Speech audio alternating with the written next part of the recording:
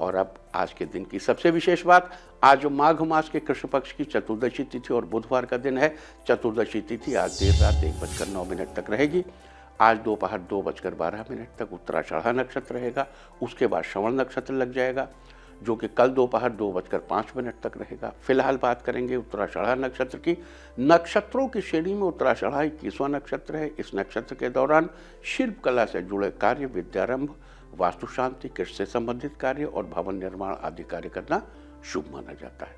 उत्तराषाढ़ा नक्षत्र का प्रतीक चिन्ह हाथी के दांत को माना जाता है और पेड़ पौधों में इसका संबंध कटहल के पेड़ से बताया गया है। लिहाजा जिन लोगों का जन्म उत्तराषाढ़ा नक्षत्र में हुआ हो, उन लोगों को कटहल या कटहल से बनी किसी भी चीज़ का सेवन कभी नहीं करना चाहिए। साथ ही कटहल के पेड़ को, उसके फल को किसी प्रकार का नुकसान नहीं पहुंचाना चाहिए। इसके बजाय आज के दिन आपको कटहल के पेड़ को नमस्कार करना चाहिए, उसको पानी देना चाहिए और संभव हो तो एक पेड़ लगा लीजिए, जिंदगी भर पानी दीजिए। इससे आपके जीवन के गति और तेज दोनों ही बने रहेंगे। और अगला नक्षत्र है आज का श्रवण। तो श्रवण शब्द का अर्थ है सुनना। इसका प्रतीक चिन्ह कान है और इसका संबंध मदार के पेड़ से बताया गया है। श्रवण नक्षत्र के दौरान राज्याभिषेक, गृह निर्माण, प्रकाशन, ध्वजारोपण, नामकरण आदि कार्य करना शुभ माना जाता है। साथ ही इस नक्षत्र को हर प्रकार की विद्या सीखने और उसे सुरक्षित रखने के साथ भी जोड़कर देखा जाता है। और आज दोपहर 1:30 तक पाताल लोक की भद्रा रहेगी। भद्रा जब भी स्वर्गलोक या पाताल लोक में होती है, यानी जब चंद्रमा मेष, वृष, मिथुन, वृश्चिक, कन्या, तुला, धनु या मकर राशि में होता है, तब भद्रा का कोई प्रभाव पृथ्वीलोक पर रहने वाले लोगों पर नहीं पड़ता, क्योंकि स्वर्गलोक की भद्रा का मुंह ऊपर की ओर है और पाताल लोक की भद्रा का मुंह नीचे की ओर। इसके अलावा माघ के महीने की चतुर्दशी तिथि को रटंती कालिका पूजा करने का भी विधान है, जिसमें मां काली की पूजा अर्चना की जाती है। इसके साथ ही आज मास शिवरात्रि व्रत है। आप लोगों को पता होगा कि हर महीने के कृष्ण पक्ष की चतुर्दशी को मास शिवरात्रि व्रत किया जाता है। मास शिवरात्रि व्रत के दिन भगवान शंकर की पूजा उपासना की जाती है।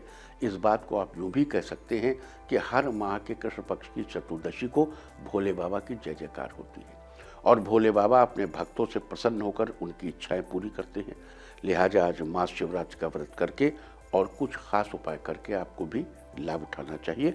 आज अपनी परेशानियों का हल निकालने के लिए, जीवन में शुभ फलों की प्राप्ति के लिए, शत्रुओं से जल्द ही छुटकारा पाने के लिए, अपने परिवार की समृद्धि बनाए रखने के लिए, पुरानी उधेड़-बुन से बाहर निकलने के लिए और अपने अंदर नए विचारों का समावेश करने के लिए, दाम्पत्य जीवन पर लगी बुरी नज़र से छुटकारा पाने के लिए, रिश्ते में पहले जैसा प्यार फिर से बहाल करने के लिए, पढ़ाई लिखाई से संबंधित सभी परेशानियों का हल करने के लिए, परिवार के सदस्यों के बीच तालमेल बनाए रखने के लिए, कोर्ट कचहरी से संबंधित परेशानियों का हल निकालने के लिए और अपने जीवन की गाड़ी को रास्ते पर लाने के लिए और उसकी गति को बनाए रखने के लिए। साथ ही अपने नए बिजनेस की सफलता सुनिश्चित करने के लिए और बिजनेस में बढ़ोतरी के लिए क्या उपाय करने चाहिए, अब हम इसकी चर्चा करेंगे। सभी राशि के लोग, सभी नक्षत्र के लोग इन उपायों को करके फायदा उठा सकते हैं। तो अगर आपको कोई ऐसी परेशानी हो और उसका हल नहीं निकल पा रहा है तो आज आप स्नान के बाद साफ कपड़े पहनकर घर के मंदिर में ही भगवान शंकर के दर्शन करें और उन्हें दोनों हाथ जोड़कर प्रणाम करें। साथ ही भगवान शिव से अपनी समस्या के समाधान के लिए प्रार्थना करें। आज के शुभ दिन में की गई प्रार्थना अवश्य सुनी जाएगी। अगर आप जीवन में शुभ फलों की प्राप्ति करना चाहते हैं तो आज अपने घर या मंदिर में उत्तर दिशा की ओर भगवान शिव की तस्वीर या पोस्टर लगाएं, लेकिन ध्यान रहे कि भगवान शिव की तस्वीर को अपने बेडरूम में बिल्कुल न लगाएं। बेडरूम के अलावा आप अन्य किसी भी जगह पर भगवान की तस्वीर लगा सकते हैं। और अगर आप अपने किसी शत्रु से परेशान हो, उससे छुटकारा पाना चाहते हैं तो आज सुबह सबसे पहले स्नान आदि से निवृत्त हो जाइए। उसके बाद एक मुट्ठी काले तिल लेकर भगवान शिव के मंदिर में जाकर काले तिलों को अपनी मुट्ठी से धीरे धीरे निकालते हुए शिवलिंग पर अर्पित करें। आपके शत्रु निवारण होगा। अगर आप अपने परिवार की समृद्धि बनाए रखना चाहते हैं तो आज स्नान के बाद साफ कपड़े पहने, घर की उत्तर दिशा की ओर के कोने में अच्छे से सफाई करें। फिर गोबर, साफ शुद्ध मिट्टी और राख को मिलाकर छोटा सा शिवलिंग बनाएं। इस प्रकार शिवलिंग बन जाने के बाद जब शिवलिंग थोड़ा सूख जाए तो उसकी विधि पूर्वक धूप दीप से पूजा करें और पूजा के बाद आज पूरे दिन शिवलिंग को ऐसे ही रखा रहने दें। अगले दिन शिवलिंग समेत बाकी सामग्री को किसी साफ बहते हुए पानी के स्रोत में बहा दें। अगर आपके अंदर कई पुरानी बातों को लेकर उधेड़-बुन चल रही है और उससे बाहर निकलना चाहते हैं, या अपने अंदर नए विचारों के समावेश के लिए आज आपको शिव तांडव स्तोत्र का श्रवण करना चाहिए, सुनना चाहिए। इसके लिए ऑडियो आसानी से इंटरनेट पे मिल जाएगा। आप चाहें तो इसकी सीडी बाजार से खरीद के अपने पास रख सकते हैं, रोज सुनिए। और अगर आपको लगता है कि आपके दाम्पत्य जीवन को किसी की नज़र लग गई है, जिसके कारण रिश्तों में अब पहले जैसा प्यार नहीं रहा है, तो आज गाय के गोबर से बने कंडे यानी उपले पर थोड़ी सी गुग्गुल रखकर चलाएं। अब भगवान शिव के मंत्र ओम नमः शिवाय का जाप करते हुए उस गुग्गुल से पूरे घर में धूप दिखाएं। धूप दिखाते हुए ओम नमः शिवाय बोलते जाएं। अगर आपको अपनी कहानी, अपनी पढ़ाई लिखाई से संबंधित किसी प्रकार की परेशानी आ रही है, तो उससे बाहर निकलने के लिए आज दिन ढलने के बाद शाम के समय भगवान शिव के इस मंत्र का जप करें। मंत्र है ओम नमः शिवाय। आज आपको भगवान शिव के इस मंत्र का कम से कम 1 माला यानी 108 बार जप करना चाहिए और जाप के अंत में भगवान को पुष्पांजलि अर्पित करनी चाहिए। और अगर आपको गुस्सा बहुत अधिक आता है, आप गुस्से में कुछ भी सोचने समझने की हालत में नहीं होते और अपने गुस्से पर काबू पाने के लिए आज आपको 1 लोटा जल लेना चाहिए और उसमें कुछ सफ़ेद पुष्प डालने चाहिए। फिर इस पुष्प मिश्रित जल को शिवलिंग पर अर्पित करना चाहिए। अगर आपके परिवार के सदस्यों के बीच अब पहले जैसा तालमेल नहीं रहा है, तो आज शाम के समय भगवान शिव के मंदिर जाएं और आपके परिवार में जितने सदस्य हैं, हर एक सदस्य का नाम लेते हुए उतने ही घी के दिए भगवान के सामने जलाइए। जब सारे दिए जला दें तो भगवान से अपने परिवार के सदस्यों के बीच तालमेल बनाए रखने की प्रार्थना करें। अगर आपको कोर्ट कचहरी से संबंधित किसी प्रकार की परेशानी का सामना करना पड़ रहा है, तो ऐसी स्थिति से बाहर निकलने के लिए आज मास शिवरात्रि के दिन आटे को गीला करके उसकी 21 गोलियां बनाइए। आप किसी पानी के स्रोत के पास जाकर जहां मछलियां आदि हों, आटे की गोलियां डाल दीजिए। अगर आपका जीवन तरक्की के रास्ते की ओर बढ़ता बढ़ता बीच में कहीं अटक गया है और आपके जीवन की गाड़ी फिलहाल हिचकोले खा रही है, तो फिर से अपनी गाड़ी को रास्ते पर लाने के लिए और उसकी गति को बरकरार रखने के लिए, बनाए रखने के लिए आज गाय के बछड़े को या बैल को अपने हाथों से हरा चारा खिलाइए।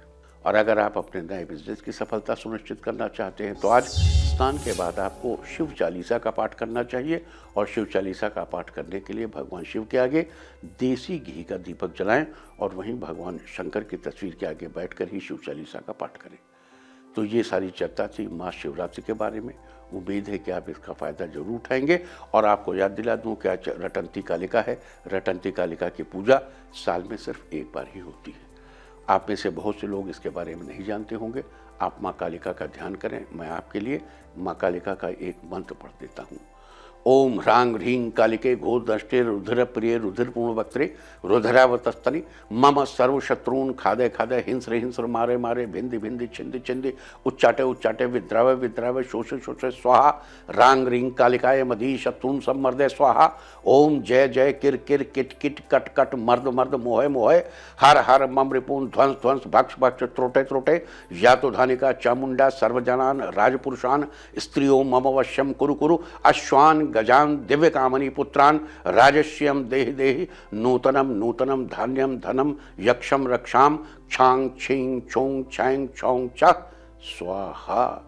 इसके साथ, इस मंत्र के साथ ह्रूंग ह्रूंग महाकाल प्रसिद्ध प्रसिद्ध ह्रीं ह्रीं स्वाहा महाकाली के भैरव महाकाल अवश्य पढ़ना चाहिए। तो चलिए आगे बढ़ते हैं और अब मैं आपको बताऊंगा। देखो क्या है कि वक्त वक्त पर हम ये मंत्र आपको इसलिए सुनाते हैं। आपने गौर किया होगा कि ख़ास दिनों पर, जैसे अब किसी के हैप्पी बर्थडे पे आप जाके उसको विश करें तो आदमी बड़ा खुश होगा, लेकिन अगर आप रोज़ किसी को विश करने लगे तो समय पर स्मरण जरूर करना चाहिए। जैसे आज के दिन इस चतुर्दशी को रटंती कालिका पूजा का प्रावधान है, ठीक है, माता कालिका के किसी भी रूप का प्रावधान है, लेकिन आज का दिन आपके लिए उत्तम है कि आप माँ कालिका के दर्शन करें, पूजन करें, उनको स्मरण करें। इसलिए उनका आज स्मरण शेष करें और इसीलिए हमने आपको मंत्र भी सुनाया। और हमेशा इस बात को ध्यान रखिए कि सही समय से किया हुआ काम हमेशा अच्छा फल देता है। समय पाई तरवर फल है कोटि जतन कोशिश। उत्तम समय है, उसी समय काम कीजिए। यही समय हम रोज आपको